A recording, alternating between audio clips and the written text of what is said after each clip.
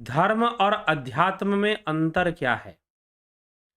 धर्म वह विषय है, धर्म और अध्यात्म में अंतर क्या है? अभी कुछ दिनों पहले, शायद 2 दिन पहले ही किन्हीं जिज्ञासु ने कमेंट में, लाइव चर्चा के कमेंट में पूछा था इस विषय पर कि हम धर्म को कैसे समझें और अध्यात्म को कैसे समझें?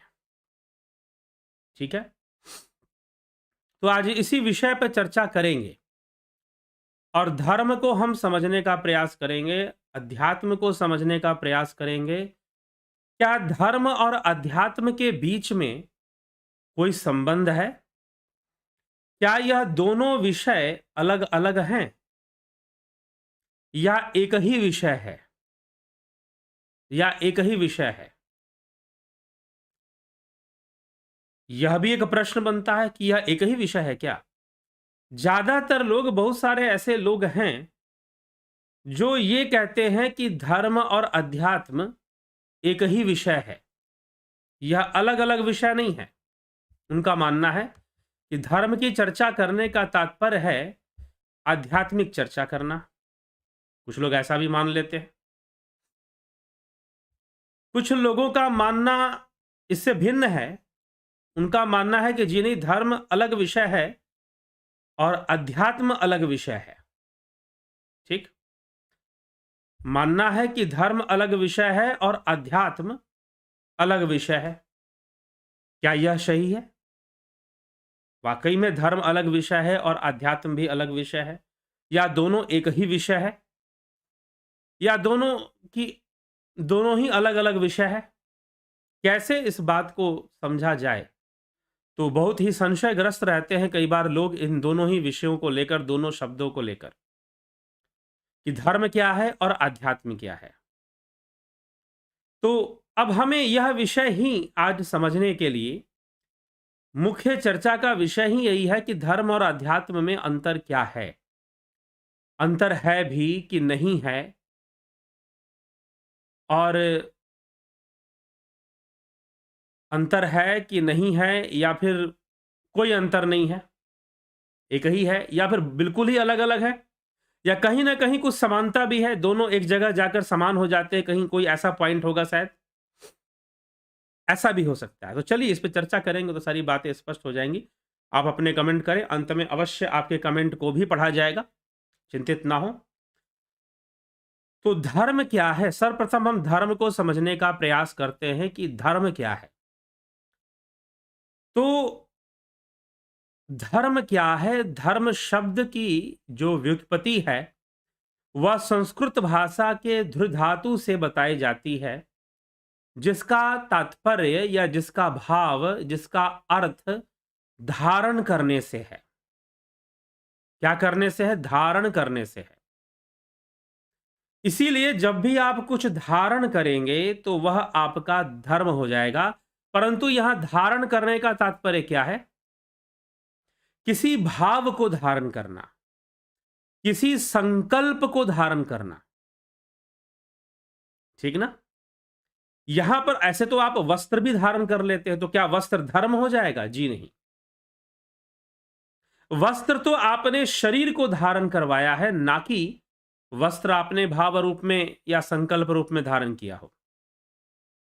जब आप धारण करते हैं एक डिटर्मिनेशन के साथ, एक दृढ़ संकल्प के साथ, तो वह आपका धर्म है। जैसे कि आपने यह धारण किया कि आप सारा जीवन झूठ नहीं बोलेंगे, चोरी नहीं करेंगे, जो कि यम में आता है, या फिर धर्म के 10 लक्षणों में भी आता है। धृति, क्षमा, दया, शील, ये सारी चीजें जो है धर्म के 10 लक्षण बताए गए हैं, उनमें आते हैं। धैर्य होना चाहिए, शम होना चाहिए, शौच होना चाहिए, इंद्रिय निग्रह होना चाहिए।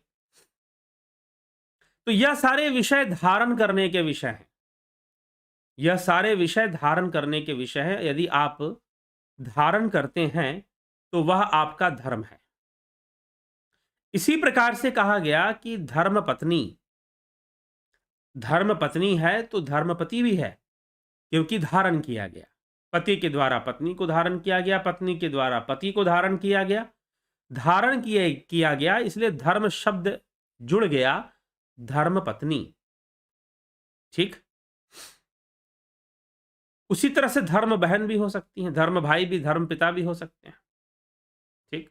धारण किए गए तो जो विषय धारण किया गया, स्वेच्छा से धारण किया गया, जबरदस्ती मजबूरी में धारण किया गया, वो नहीं।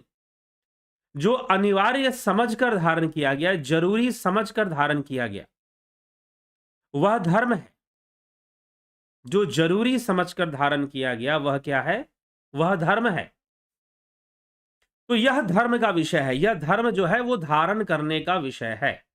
ये पहले इसमें हमें समझना चाहिए। इसके शाब्दिक अर्थ के रूप में यही इसका अर्थ निकलता है कि जो धारण करने का विषय है वो धर्म है। ठीक। अब और भी धर्म होते हैं। अर्जुन कई धर्मों की बात कर रहा है, श्रीमद् भगवत गीता अध्ययन करेंगे तो अर्जुन कई धर्मों की चर्चा श्रीमद् भगवत गीता में कर रहा है कि मेरा ये धर्म है, मेरा वो धर्म है। तो जी हां, रिश्ते नातों में धर्म होता है। एक पुत्र का पिता के प्रति धर्म, एक पिता का पुत्र के प्रति धर्म, एक भाई का भाई के प्रति धर्म, एक पति का पत्नी के प्रति धर्म, पत्नी के पति के प्रति धर्म। जब आपने धारण किया तो धर्म निभाना है आपको। जब आपने धारण किया है तो उसके प्रति जो जिम्मेदारी बनती है वो आपका धर्म है।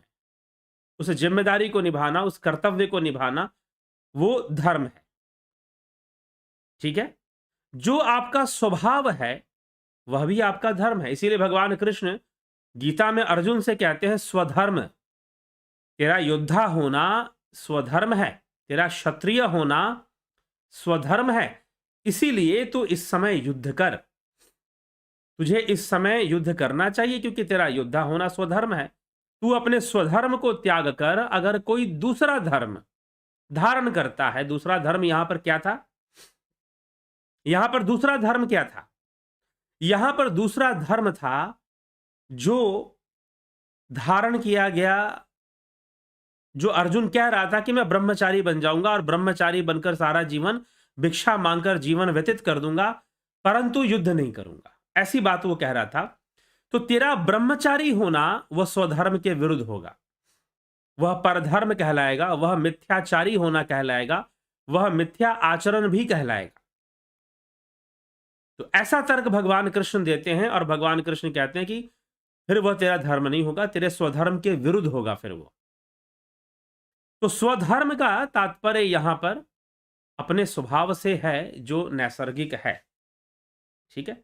तो उसका त्याग नहीं करना चाहिए, उसका त्याग करने से वह भी पूरा नहीं होता और जो अपना है वह भी छूट जाता है। ठीक। तो ये कई संदर्भों में धर्म की परिभाषा या धर्म का अर्थ कई संदर्भों में लिया जाता है। ठीक। अच्छे कर्मों को मीमांसा शास्त्र के अनुसार कर्म ही धर्म है। मीमांसा शास्त्र के अनुसार जो कर्मकांड की व्याख्या करती है उसके अनुसार कर्म ही धर्म है, क्योंकि कर्मों से ही जीवन में सुख और दुख की प्राप्ति होती है। कर्मों से ही जीवन में सुख और दुख की प्राप्ति होती है। तो शुभ कर्म करने से शुभ फल प्राप्त होते हैं और आनंद और सुख प्राप्त होता है। अशुभ कर्म करने से अशुभ फल की प्राप्ति होती है, दुख और व्याधियां उत्पन्न होती हैं उससे। ठीक है। इसीलिए शुभ कर्मों को करना, संकल्पवान होकर शुभ कर्मों को करना और शुभ कर्म करने हेतु संकल्पवान होना, शिव संकल्पों को धारण करना, तन्मे मनः शिव संकल्पमस्तु। शिव संकल्पों को धारण करना, शुभ संकल्पों को, शिव शब्द का अर्थ भी मंगल है, शुभ है, तो शुभ संकल्पों को धारण करना और उसके अनुकूल कर्म करना ही धर्म है। तो मीमांसा कर्म को ही धर्म मानती है। ठीक है। तो एक विषय है धारण करने का, तो धर्म और अध्यात्म। तो धर्म का तात्पर्य धारण करने से है, धारण करने से है। जो भी आप धारण करेंगे वह धर्म की श्रेणी में आएगा। परंतु यहां पर धारण करने के दो पक्ष हैं।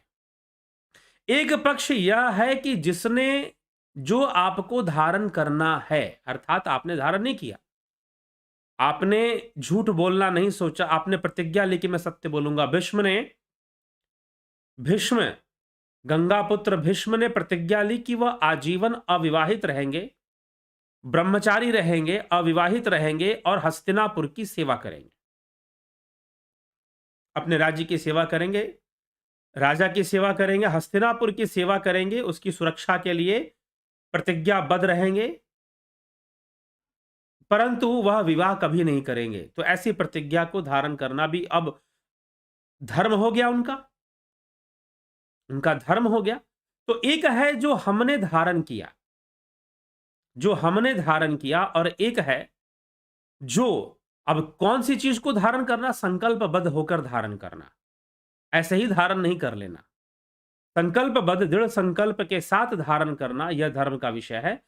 अब एक विषय है धर्म में जिसने पहले से धारण कर रखा, एक तो हमने धारण किया, इसीलिए शरीर का धर्म, परिवार का धर्म, राज्य का धर्म, राष्ट्र का धर्म, ठीक है, समाज का धर्म, इन सभी में अलग अलग धर्म अर्थात आ जाता है। राष्ट्र का धर्म मतलब राष्ट्र के प्रति जो संकल्प हमने धारण किया, समाज का धर्म समाज के प्रति समाज सेवा का हमने संकल्प धारण किया, परिवार का धर्म परिवार के प्रति जो हमने संकल्प धारण किया वो हमारा परिवार का धर्म हो जाएगा। शरीर का धर्म जो शरीर के प्रति हमारा संकल्प है कि हम इस शरीर को स्वस्थ रखेंगे, तो शरीर का धर्म। इसलिए भोजन को भी, भोजन और भोग और रोग, यह तीनों ही शरीर के धर्म बताए गए हैं। तो अगर हमारा अपना कोई शरीर के प्रति धर्म होगा तो वो संकल्पों के प्रति होगा, संकल्पों के अनुसार होगा। लेकिन शरीर का अपना धर्म भोग और रोग है, भोग और रोग शरीर का अपना धर्म है। तो इसीलिए शरीर है तो वो भोगों को भी धारण करेगा और रोगों को भी धारण करेगा। ऐसा नहीं हो सकता कि वो भोग ना करे या रोग उसे ना हो, होगा ही होगा। भोग भी होंगे और रोग भी होंगे, दोनों होंगे शरीर को। तो वो शरीर का धर्म वो शरीर के द्वारा धारण किया जाता है, उसके लिए वो प्रतिबद्ध है, ठीक। तो एक है जो लोग धारण कर रहे हैं। तो धर्म के दो पक्ष हैं, एक बाहरी पक्ष है, एक अधोगामी पक्ष है, एक ऊर्ध्वगामी है। एक जिसमें कर्म है, जिसमें कुछ होना है, और जिसमें कुछ भी नहीं होना है। तो एक तो यह कि आपने धारण किया तो वो धर्म हुआ, और दूसरा जिसने सबको धारण कर रखा है। अब जैसे प्राण का धर्म, प्राण धर्म, प्राण ने शरीर को धारण कर रखा है, मन ने प्राण को धारण कर रखा है, विज्ञान अर्थात बुद्धि ने मन को धारण कर रखा है, और बुद्धि को आत्मा ने धारण कर रखा है। अभी कल ही हमने पंचमय कोशों पर चर्चा खत्म की है विवेक चूड़ामणि के अनुसार। यद्यपि विवेक चूड़ामणि में अभी बहुत सारे विषय बाकी हैं, अभी तो लंबा चलेगा विवेक चूड़ामणि पे चर्चा।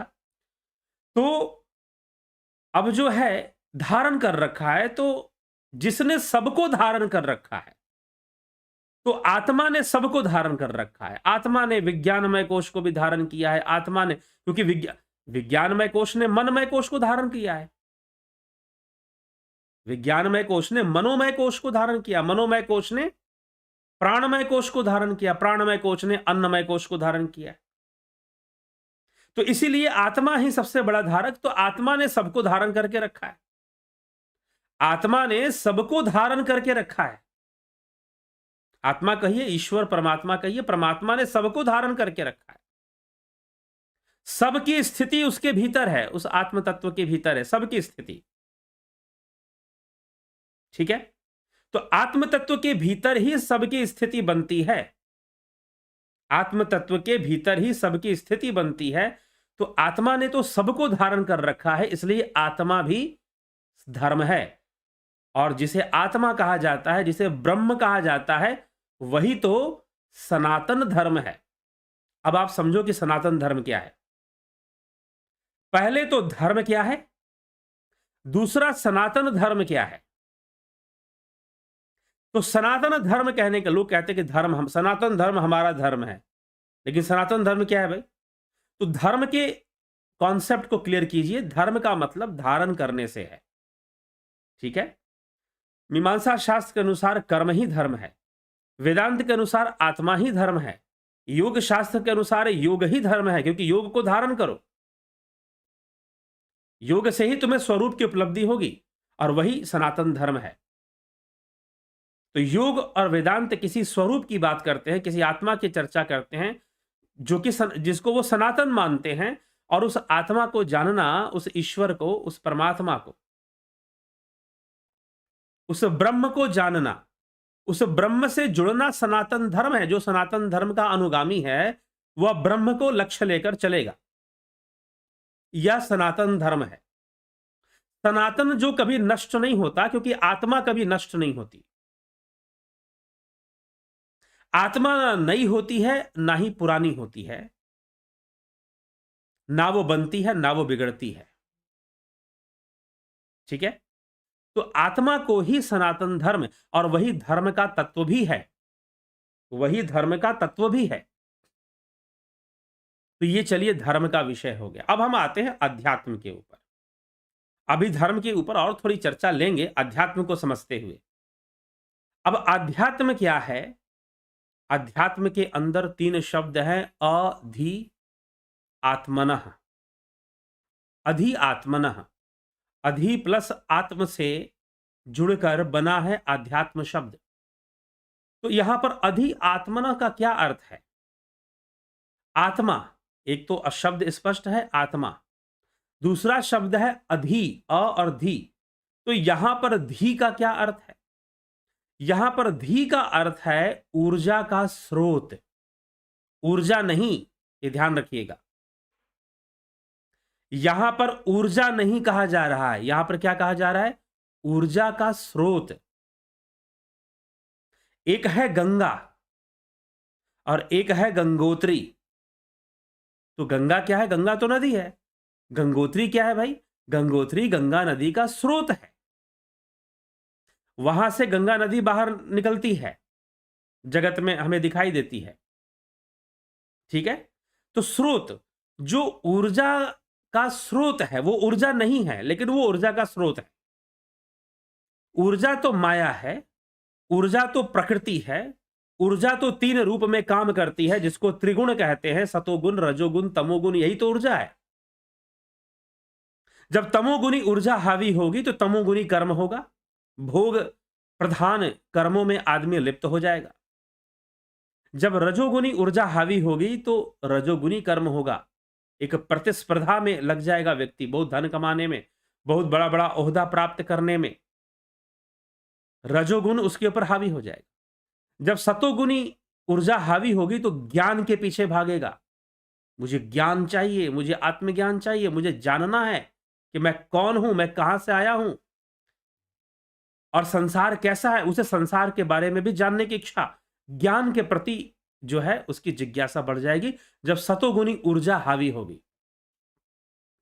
तो ऊर्जा का स्रोत, ऊर्जा नहीं, ऊर्जा का स्रोत।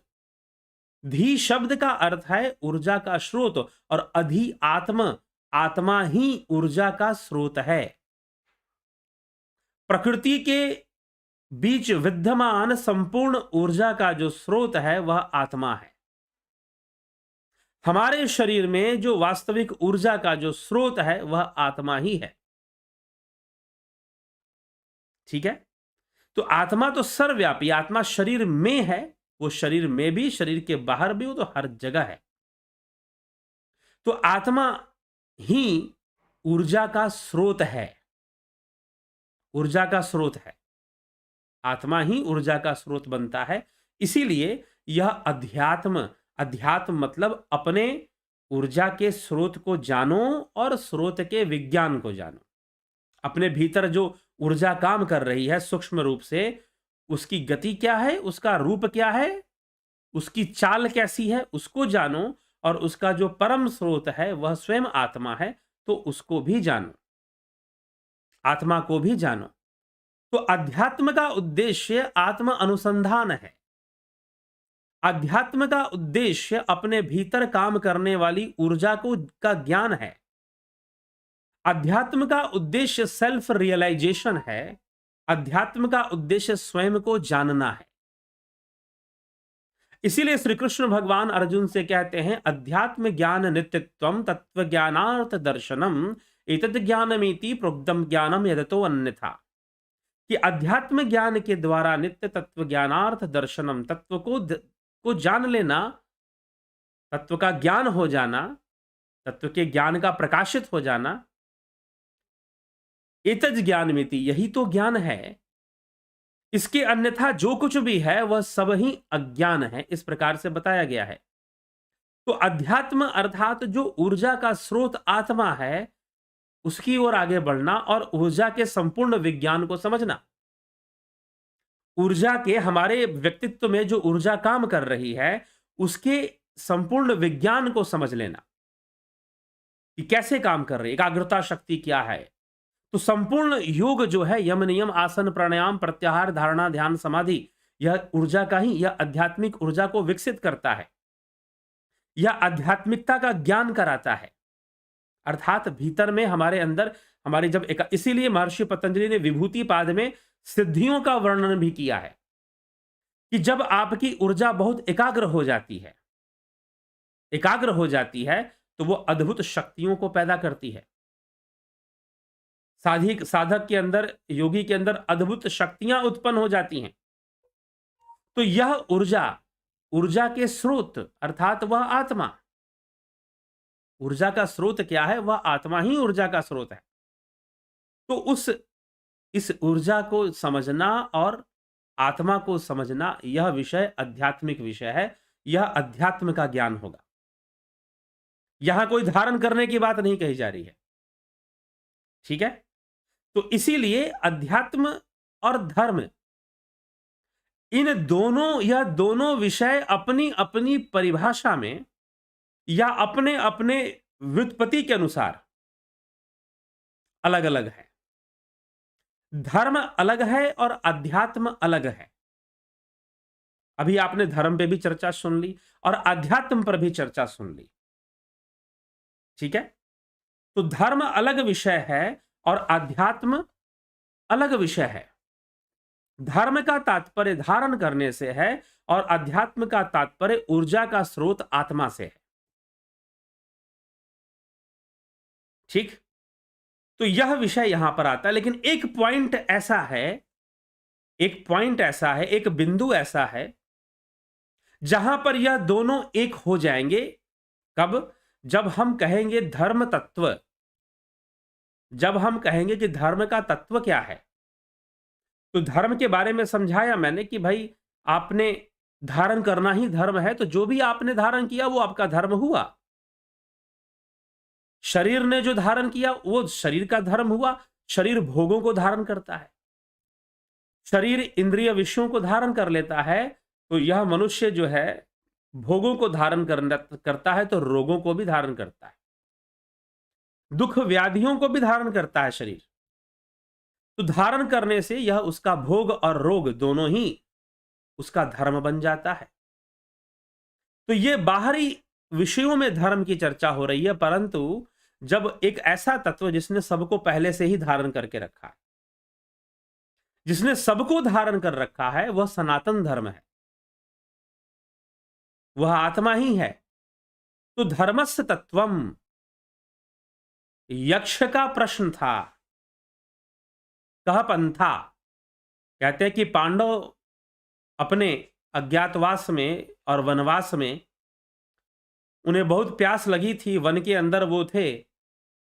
तो बहुत मेहनत करने के बाद उन्हें कहीं से एक तालाब मिला जहां पर पानी का स्रोत था, जल था वहां पर।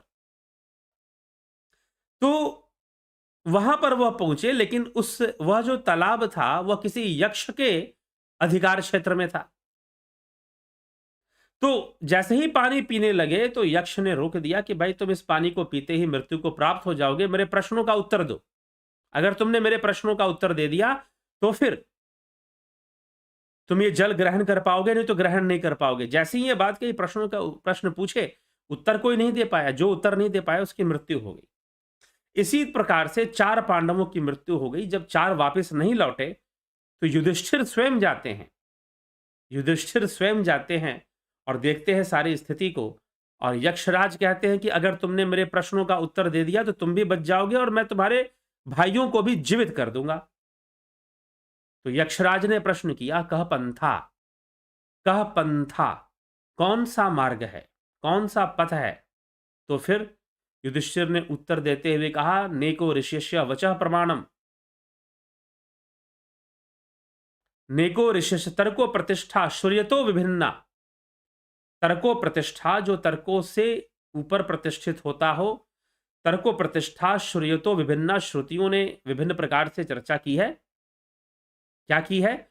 धर्मस्य तत्वम निहितम गुह्याम महायनो येन गता सपंथा,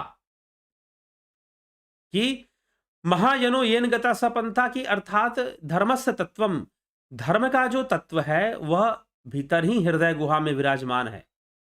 उसको जानकर धर्मस्य तत्वम निहितम गुह्याम, निहितम जो गोपनीय है, गोपनीय रूप से विराजमान है, इंद्रियों के द्वारा जो गोचर नहीं है, इंद्रियों के द्वारा जो प्रकट नहीं होता इंद्रियों के माध्यम से, वह उसकी चर्चा यहां की जा रही है। धर्मस्य तत्वम निहितम गुह्याम, जो धर्म का तत्व है वह गोपनीय है, अत्यंत गोपनीय है। निहितम गुह्याम, धर्मस्य तत्वम निहितम गुह्याम, महायनो येन गता स पंथा, की जो महाजन है, जो महापुरुष हैं, जो योगी पुरुष हैं, वो इसी मार्ग से गुजरते हैं। किस मार्ग से? धर्मस्य तत्वम निहितम गुह्याम से। वो धर्म के तत्व से ही आगे बढ़ते हैं और उसी को प्राप्त करते हैं, धर्म तत्व को ही वो प्राप्त करते हैं। ठीक है, इसीलिए कहा गया धर्मस्य तत्वम निहितम गुह्याम। तो यहां पर जिस तत्व की बात की जा रही है कि धर्म का तत्व क्या है, तो वह सनातन धर्म, वह आत्मा ही है। तो यह एक पॉइंट है, यह एक बिंदु है। जब धर्म तत्व की चर्चा होगी, सनातन धर्म की चर्चा होगी, तो वहां पर धर्म और अध्यात्म एक हो जाएंगे। क्योंकि अध्यात्म का अर्थ ही आत्मा जो ऊर्जा का स्रोत है उसको जान लेना है। अध्यात्म का तो अर्थ ही यही है, आध्यात्मिक ज्ञान का अर्थ ही यही है कि आत्मा को जानिए। और सनातन धर्म यह कहता है उस ईश्वर ने, उस आत्म, उस ब्रह्म ने सब कुछ धारण कर रखा है, इसलिए वो सनातन धर्म है। वो धर्म भी है और सनातन भी है, वह धर्म भी है और फिर सनातन भी है। तो इस प्रकार से धर्म का विषय और अध्यात्म का विषय होता है। तो अध्यात्म का विषय आत्म अनुसंधान है, अध्यात्म का विषय ध्यान योग है, अध्यात्म का विषय समाधि है, ध्यान है, धारणा है। ठीक है, ये सभी क्रियाओं को करते हुए योग मार्ग पर आगे बढ़ना, ध्यान योग में स्थित होना और उच्च श्रेणी को प्राप्त करना, आध्यात्मिक उच्च श्रेणी को। तो इस प्रकार से यह अध्यात्म है। जब आप ध्यान योग का कोर्स करते हैं, ध्यान योग करते हैं, साधना करते हैं, अपने आप को जानने की कोशिश करते हैं, आत्मा की ओर बढ़ने की कोशिश करते हैं, ढोंग पाखंड से दूर रहते हैं और अध्यात्म के सही मर्म को समझकर अध्यात्म को अपनाते हैं, ना कि मात्र गुरुओं की दी हुई अपनी स्वार्थ में बनाई गई परिभाषाओं को ही मान लेते हैं। क्योंकि धर्म के विषय में लोग अपने आप ही बहुत सारी परिभाषाएं स्वीकार करने लग जाते हैं। ठीक है, तो यह भी एक समस्या आती है। तो इस प्रकार से धर्म और अध्यात्म का भेद बनता है। ठीक, तो जिज्ञासुओं यह हमें समझना चाहिए। धर्म और अध्यात्म का अंतर भी, और दोनों एक पॉइंट पर एक भी हो जाते हैं, यह भी सत्य है। तो धर्म का बहुत विशाल रूप है। धर्म बाह्य भी है, आंतरिक भी है, लेकिन अध्यात्म सिर्फ आंतरिक है। धर्म बाह्य भी है और आंतरिक भी है। मतलब बाहरी धर्म भी हुआ करते हैं, जैसे शरीर का धर्म हो गया, मन का धर्म हो गया, रिश्ते नातों का धर्म हो गया, समाज का धर्म हो गया, परिवार के प्रति धर्म हो गया। जो कर्तव्य हमारे बनते हैं उन कर्तव्यों को भी धर्म कहा जाता है। जो कर्तव्य हमारे बनते हैं उन कर्तव्यों को भी तो धर्म कहा जाता है। तो इस प्रकार से ये धर्म का रूप है। अब सनातन धर्म, धर्म तो धर्म और फिर सनातन धर्म, जो वह आत्मा सनातन है, वह परमात्मा सनातन है। ना उसका जन्म है, ना उसकी मृत्यु है, ना वो नया होता है, ना वो पुराना होता है। वो कण कण में हर जगह एक ही रूप है। तो वह परमात्मा सनातन है, तो उसको जान लेना अध्यात्म है, उसकी ओर बढ़ना अध्यात्म है, ध्यान योग में प्रवृत्त होना अध्यात्म है। तो क्या ये धर्म नहीं है ध्यान योग में प्रवृत्त होना? जी, धर्म भी है, क्योंकि आत्मा को उसको जानने की कोशिश कर रहे हो जिसने सबको धारण करके रखा है। उस सनातन ने, उस आत्मा ने सबको धारण करके रखा है, इसीलिए वो सनातन धर्म है। ठीक, तो इस विषय को इस प्रकार से समझना चाहिए और मुझे लगता है कि स्पष्ट है, अध्यात्म का कोई बाहरी रूप नहीं होता। अध्यात्म का सूक्ष्म रूप है, अध्यात्म का आंतरिक रूप है। अंतर्मुखी होने का विषय है अध्यात्म। और जो धर्म है, उसके बाहरी रूप भी हैं और एक सनातन रूप भी है जो कि आत्मा के रूप में। तो आत्मा जहाँ आ गया सनातन धर्म में, वहाँ पर वह अध्यात्म हो गया। तो यहाँ अध्यात्म और सनातन धर्म एक आत्मा के पॉइंट पर एक होते हैं। अभी जैसे हम विवेक चूड़ामणि की चर्चा करते हैं, एक कैसी चर्चा है? ये अध्यात्म की चर्चा है। क्योंकि हम यहाँ पर मनोमय कोश, प्राणमय कोश, ये सब हमारे भीतर ही तो है ना। हमारी संरचना में ये सारे कोश बने हुए, सारे सिस्टम बने हुए, हमारी संरचना में बने हुए। तो हम ऊर्जा का विज्ञान यहाँ समझने का प्रयास कर रहे हैं। तो अध्यात्म और सनातन धर्म एक पॉइंट पर एक हो जाता है, लेकिन वैसे परिभाषा के अनुसार अध्यात्म और धर्म अलग-अलग ही हैं। ठीक है? अलग-अलग ही जान पड़ते हैं। तो ये हमें इस बात को हमें थोड़ा ध्यान देना चाहिए और इन विषयों को